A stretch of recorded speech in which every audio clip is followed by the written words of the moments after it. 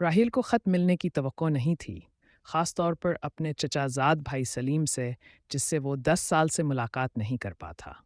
خط پر پیلے ہو چکے کاغذ پر لکھا تھا: پیارے راہیل، تمہیں میری شادی کی دعوت دینے کے لیے بلایا جا رہا ہے۔ تمہاری غیر موجودگی میں سب اداس رہیں گے۔ برائے مہربانی اگلے ہفتے تک گاؤں پہنچ جاؤ۔ تمہارا بھائی سلیم۔ راہیل کو یاد آیا کہ سلیم کا گاؤں دریا خان ایک دور دراز جنگل کے بیچ میں واقع تھا، جہاں جدید سہولیات کا نام و نشان تک نہیں تھا۔ وہاں کے بارے میں عجیب و غریب کہانیاں مشہور تھیں، لیکن راہیل نے کبھی ان پر یقین نہیں کیا۔ اس نے سوچا کہ یہ موقع اپنے رشتہ داروں سے ملنے کا بہترین موقع ہوگا۔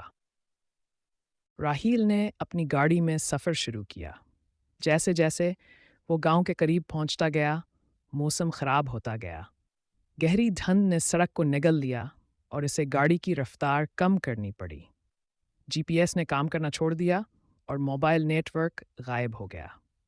رات گئے وہ ایک پرانی سائن بورڈ کے پاس پہنچا جس پر لکھا تھا: دریا خان گاؤں، خوش آمدید۔ بورڈ کے پیچھے کوئی گاؤں نظر نہیں آ رہا تھا، صرف گھنا جنگل اور خاموشی تھی۔ راہیل نے گاڑی آگے بڑھائی تو اچانک اسے ایک قدیم کنویں کے پاس کھڑی ایک لڑکی نظر آئی۔ وہ سفید لباس میں ملبوس تھی اور اس کے لمبے گیلے بال چہرے پر چپکے ہوئے تھے۔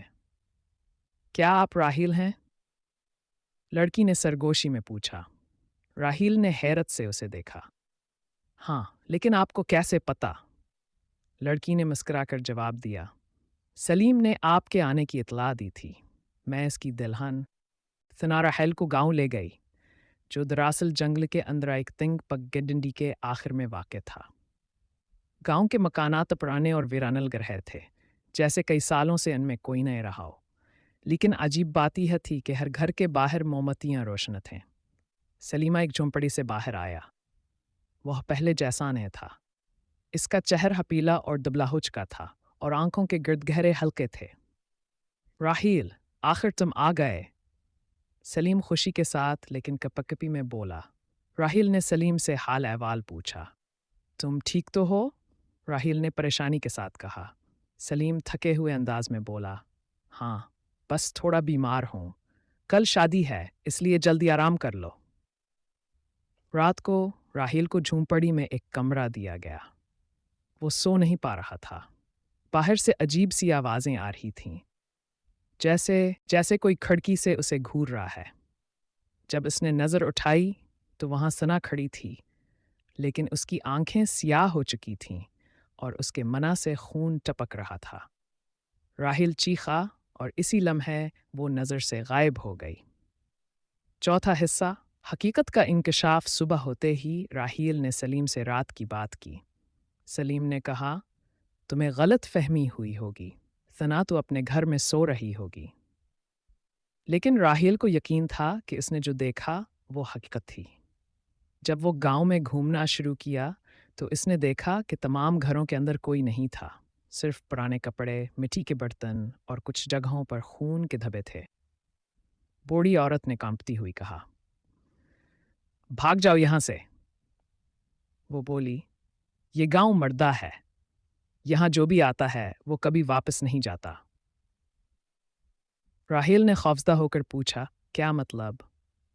بوڑھی عورت نے بتایا کہ 20 سال پہلے ایک وبا نے گاؤں کے تمام لوگوں کو ہلاک کر دیا تھا، لیکن وہ مر کر بھی یہاں سے جا نہیں سکے۔ وہ زندہ لوگوں کو اپنے جال میں پھنسا کر ان کی روحیں چوس لیتے ہیں۔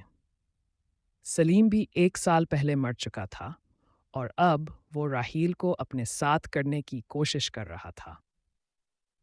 5واں حصہ۔ فرار کی کوشش۔ راہیل نے گاڑی تک بھاگنے کی کوشش کی، لیکن راستے میں ثنا اس کے سامنے آ کھڑی ہوئی۔ اب وہ اپنی اصلی شکل میں تھی۔ اس کا چہرہ پھٹا ہوا تھا اور اس کے ہاتھ لمبے پنجوں میں بدل چکے تھے۔ تم ہمارے ساتھ رہو گے، ثنا نے پر اسرار انداز میں کہا۔ سلیم اور دیگر لوگ بھی وہاں جمع ہو گئے، سب کے چہرے مسخ شدہ اور بے جان تھے۔ راہیل نے اپنی جیب سے ایک لائٹر نکالا और करीब पड़ी खश्क झाड़ियों को आग लगा दी।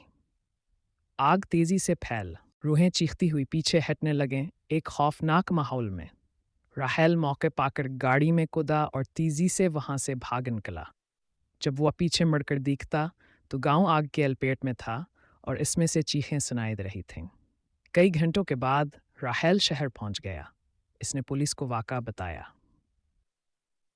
पुलिस ने दरिया खान गांव का दौरा किया, मगर वहां सिर्फ जंगल ही मौजूद था। कोई गांव, कोई झोंपड़ियां और नहीं आग के निशान थे। पुलिस ने ज़हनी दबाव का शिकार समझा, लेकिन राहेल जानता था कि जो कुछ उसने देखा वह सच था। उस रात जब वह अपने घर में सो रहा था, इसे खिड़की पर एक दस्तक सुनाई दी। जब बास ने आंखें खोलें तो उसने देखा कि सलीमा और सना दोनों जलते हुए इसे घूर रहे थे। तुम हमारे साथ हो, सलीम और सना ने पुरस्कार